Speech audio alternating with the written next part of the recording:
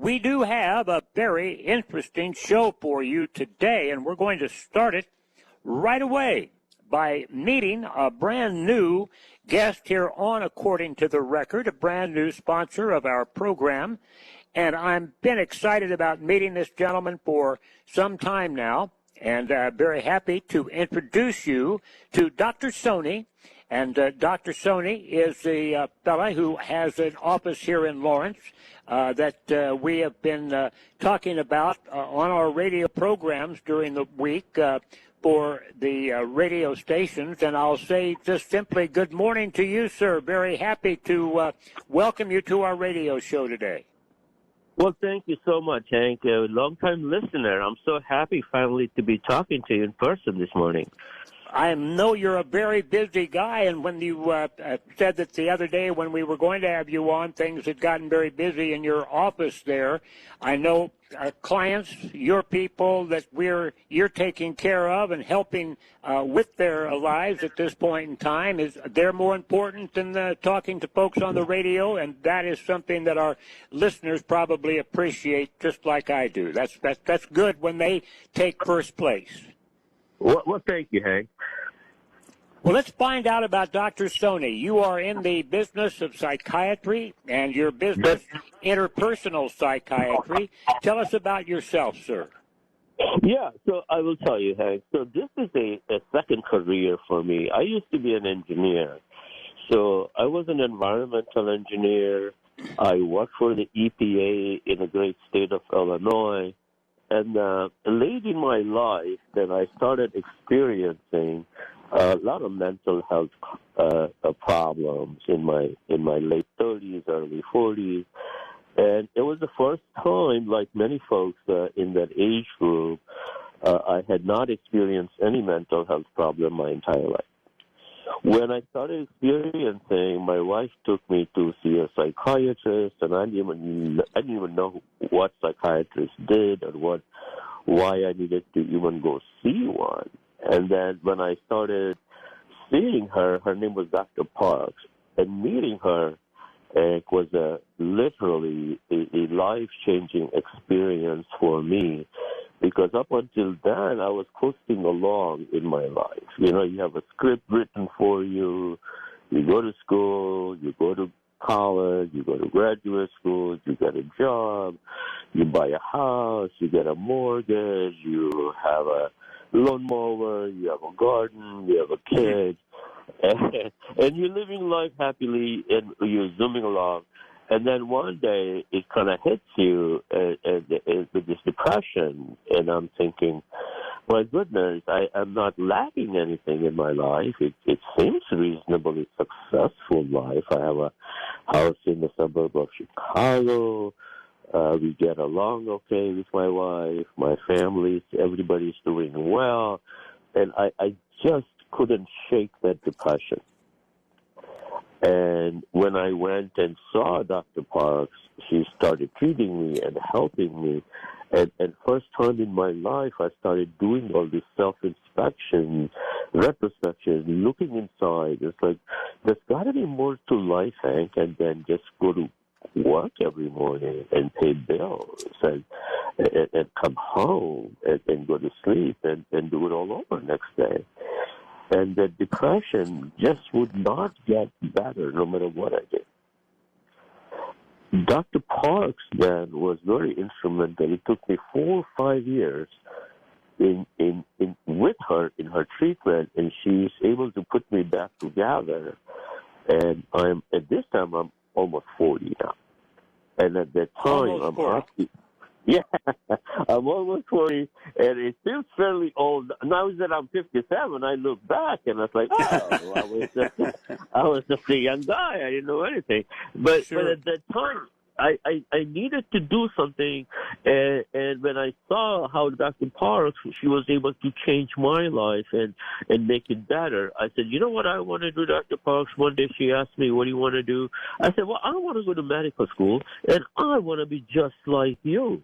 And she goes, well, then and do it. And it seemed impossible at that time. You know, you're 40 and you got the mortgage and everything else is so, it just seems like difficult. And then, but my wife was very, very instrumental in making this happen.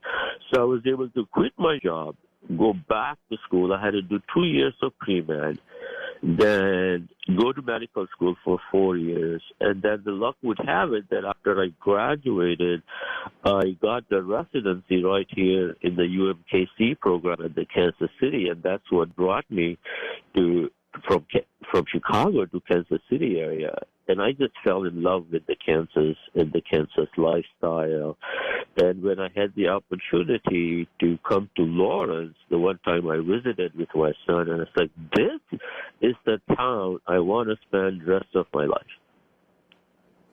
Well, I'm so happy that you made that trip over here to Lawrence and made that decision, because many, many people have been here during those last 7 years that you've had offices in this area, and you actually have 4 locations but are operating now out of your Lawrence office, and due to the pandemic, I think it's important that we'll get the location of that later and that sort of thing. But the story you've just told is so fascinating. There are young men and perhaps young women, and I say young, they're 40, perhaps 45, listening right now going, gee, I wonder if I could do that.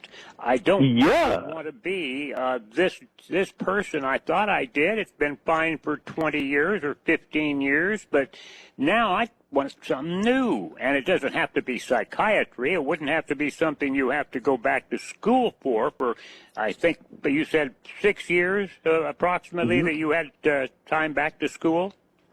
10. Okay. Is that right? Yeah. Yeah. Well, so again, they might not be able to do that, but there would be something else that they could take a look at. So you may have spurned that thought in a few or spawned that idea in a few other people's minds this morning. Well, let's move on to the most important issue I think that we want to pass along to our listeners this morning. This entire problem that our nation faces, and it's not the problem of our pandemic with the bugs running around that none of us want to get, but the biggest issue long range is the opioid addiction issue, and there are thousands and thousands of people who are suffering from that addiction. And one of the things that you've worked on and dedicated yourself to is helping people with that addiction. And you've come up with some different ways to take care of that doesn't involve taking more drugs, involved with the addiction of one to go to another and then weaning off of the second one after that. And so I'll kind of let you explain that, if you would, and talk about this opioid addiction crisis that we have and how it was originally born. Yeah, so let's talk about that. You make a good point. This is entirely an artificial problem that was created by the medical community, I'm sorry to say. So most recently, I'm sure your listeners are aware that the Purdue Pharmaceutical pleaded guilty and paying the largest fine in the history of this nation. So the medications were described like candy, and I say that in not hyperbole at all. And so a lot of salt of the earth, regular folks, church-going people, farmers, housewives, grandmothers, grandfathers, they were all sold this bill of goods, which was completely not true, and it was sold by their doctors, and that is what makes it too tragic.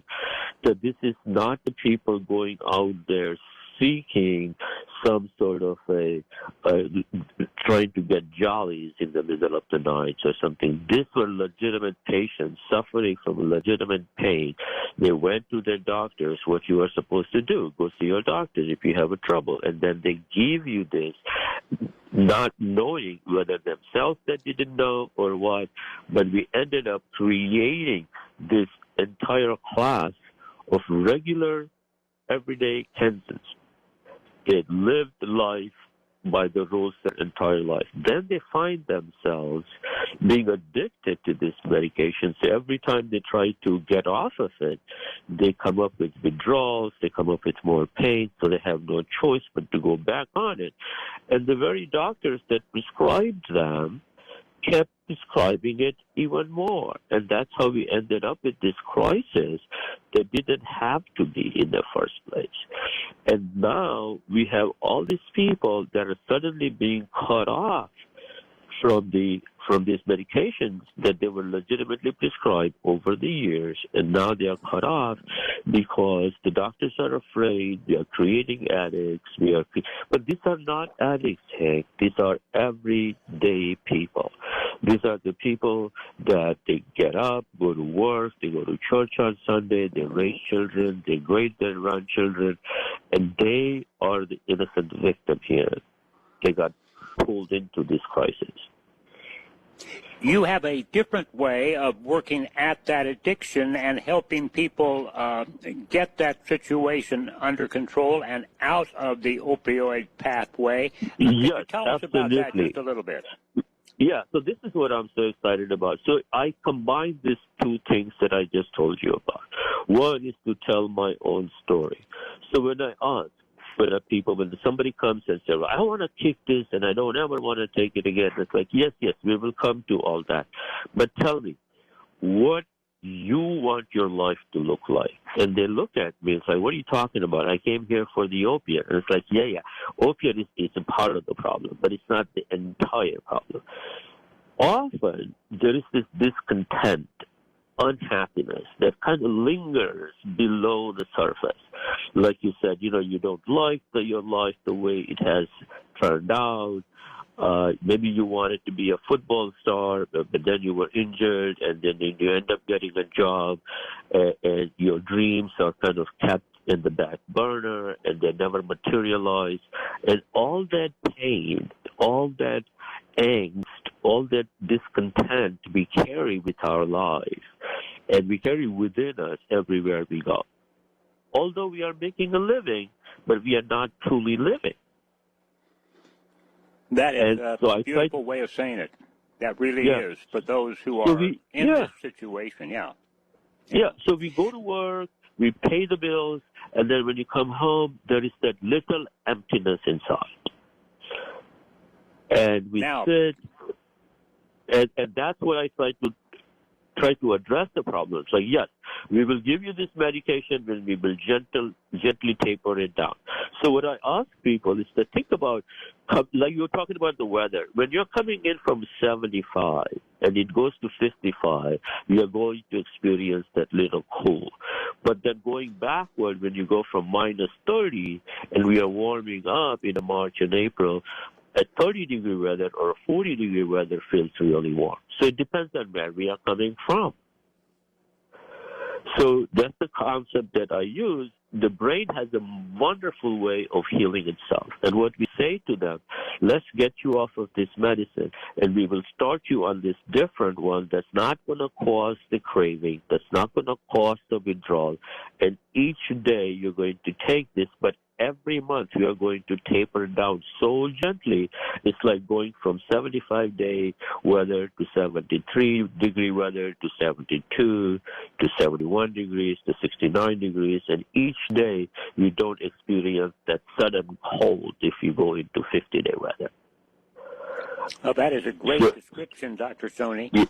Let me tell our listeners who might have joined us, sir. This is Dr. Soni. He has a psychiatry practice here in Lawrence and has been practicing here in town for 7 years and has many, many very happy clients who've been seeing him for some time, and many, I'm sure, that are happy to say, hey, we're not going to have to see each other quite as often, sir. I'll check in with you if I feel like there's something going on and come back later. That's exactly right.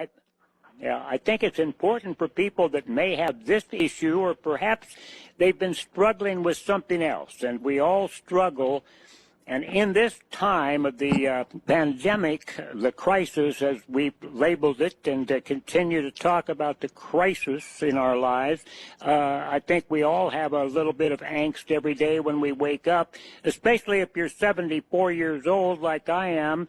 What if I get it? My gosh, I'm one of those ones that's just bound and determined to get this thing. I'm liable to die because I'm in that older group. But many of us have angst that we never even considered would be in our lives at this time. Yes, so we now live in a very, very high tension environment right now. Each day we are worried about this or we're worried about that. And this is the time now that we need to come together as a society and try to help each other the best we can. And one of the things that I like about your show that how you invite people to come together as a community and say, hey, listen, you are not alone. Join us, listen in, see what you can learn from the Hank Booth Show every day. And every day I listen to your show and I learn so much things and it gives me hope. And then all of a sudden I had this idea that, hey, I have a friend in the radio business. Why don't I call him and talk to him? And that's how the whole idea came about to making your acquaintance and coming and talking to you. Because when I listen to your show and I listen to the guests that you bring in, and when I get all these wonderful ideas and I stay connected to my community and I listen to the callers and the other guests, and it just adds that extra dimension that say, yes, I am suffering, I understand, and that is why I'm always open about my own depression and my struggle with my own mental health. Because there is this stigma that we often want to hide from other people and say, well, I don't want to tell anybody about how I am feeling. So I'm very open. I will tell all my patients that, yes, I understand depression. I understand what you're going through, not because I'm coming from a higher place, but I am coming from exactly where you are coming from. Well, again, Dr. Soni, I am so honored to have you on the show to talk to us about so many of these things that I was going to add. And by the way, toss in an election with a few issues going along with it. And it's just been a very stressful year, you might say. And I think many of my friends are in that situation where they've just had all they can take. I don't care about any of this anymore, that sort of thing. No. One thing I did want to say was let's make sure we know how to get a hold of you. We just have a couple of minutes left today, so let's make sure we find out how to get a hold of Dr. Soni, where your office is, how to call into your office, how to reach you on the internet, all those different things. Sure. Would it be okay to give the phone number? Oh, yes, absolutely. Absolutely. Okay. Well, okay. So with your permission, I'll see our front line. So we have people actually answering the phone. I don't want anybody to call and press 1 and press 2. So we have 3 people answering the phone entire day. So our main line is 785-393-6167. That's 785-393-6167. And we are located right on the 23rd Street, the old K-10, on the 23rd and the Haskell. And by the Haskell there. So there is that QT gas station across the street and the Sonic restaurant next door to us.